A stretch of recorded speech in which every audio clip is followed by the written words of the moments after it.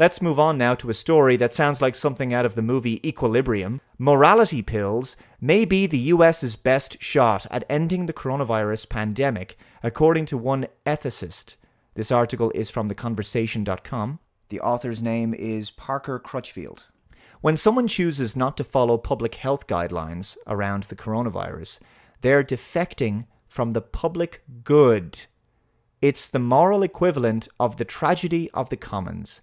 If everyone shares the same pasture for their individual flocks, some people are going to graze their animals longer or let them eat more than their fair share, ruining the commons in the process. Selfish and self-defeating behavior undermines the pursuit of something from which everyone can benefit. Democratically enacted, enforceable rules mandating things like mask wearing and social distancing might work if defectors could be coerced into adhering to them.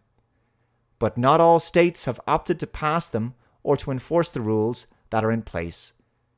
So people who believed in freedom over medical enforced tyranny are considered defectors. Sounds like the Soviet Union to me. My research in bioethics focuses on questions like how to induce those who are non-cooperative to get on board with doing what's best for the public good. Who gets to determine what the public good is?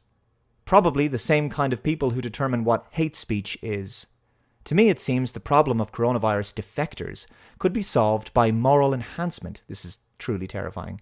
Imagine actually writing this deliberately and putting it on the internet for other people to read. And what kind of reaction does this person expect this article to get? Like receiving a vaccine to beef up your immune system, people could take a substance to boost their cooperative pro-social behavior. Could a psychoactive pill be the solution to the pandemic?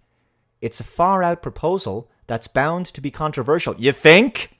But one I believe is worth at least considering, given the importance of social cooperation in the struggle to get COVID-19 under control. Again, to get COVID-19 under control or to get the people under control. So basically, if fear-mongering doesn't work, then drugging people to make them compliant and docile appears to be the solution. Is that right? What a disturbing and disgustingly repugnant idea. But I believe society may be better off, both in the short term as well as the long, by boosting not the body's ability to fight off disease, but the brain's ability to cooperate with others. What if researchers developed and delivered a moral enhancer rather than an immunity enhancer? Moral enhancement is the use of substances to make you more moral. The psychoactive substances act on your ability to reason about what the right thing to do is, or your ability to be empathic or altruistic or cooperate. So using drugs to manipulate people's behavior at the level of the brain, how is this not an attempt at robbing someone of their free will? This is like suggesting mind control. Moral enhancement? Firstly, drugging someone to make them compliant is the exact opposite of moral, dude. And the unbelievable arrogance to believe that your position is the side of moral righteousness, that you see sovereign and independent people who don't think like you as, what, someone to be reprogrammed? This is like Room 101. People are not drones. It's brainwashing. It's completely against every concept of basic human dignity, rights, freedom, and individuality. But I expected we might start hearing arguments like this, considering we're now living through a manufactured crisis that has robbed people of their dignity, rights, freedoms, and individuality. Anyway, the author continues.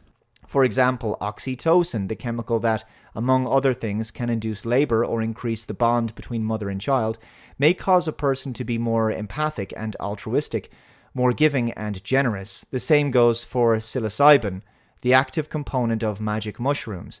These substances have been shown to lower aggressive behavior in those with antisocial personality disorder and improve the ability of sociopaths to recognize emotion in others. These substances interact directly with the psychological underpinnings of moral behavior. Others that make you more rational could also help. Careful, making people more rational might actually wake them up and make them realize this entire scamdemic is a scamdemic. Then perhaps the people who choose to go maskless or flout social distancing guidelines would better understand that everyone, including them, is better off when they contribute and rationalize the best thing to do is cooperate. This article isn't absolutely terrifying or anything. There are, of course, pitfalls to moral enhancement. One is that the science isn't developed enough. For example, while oxytocin may cause some people to be more pro-social, it also appears to encourage ethnocentrism. Yeah. And we couldn't have that, or the multicultural utopian dream of open borders that the far left loves would collapse and nationalism would rise. But this doesn't mean that a morality pill is impossible. The solution to the underdeveloped science isn't to quit on it, but to direct resources to related research in neuroscience, psychology, or one of the behavioral sciences. Another challenge is that the defectors who need moral enhancement are also the least likely to sign up for it. Yeah, obviously. As some have argued, a solution would be to make moral enhancement compulsory or administer it secretly, perhaps via the water supply. Yeah, just spike people's water supply with drugs against their will, without their knowledge. Yeah, that's perfectly moral. It's ironic that you're suggesting making people moral by doing something highly immoral. These actions require weighing other values. Does the good of covertly dosing the public with a drug that would change people's behavior outweigh individuals' autonomy to choose whether to participate? Does the good associated with wearing a mask outweigh an individual's autonomy to not wear one? The scenario in which the government forces an immunity booster upon everyone is plausible, and the military have been forcing enhancements like vaccines or uppers upon soldiers for a long time.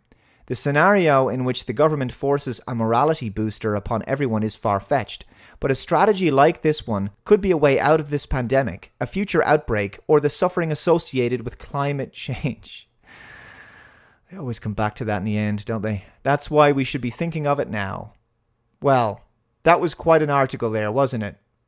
So I'll give you a minute to lift your jaw up off the floor, but this is where we are now. These kind of articles are, it's 2020, so, you're going to get this kind of stuff.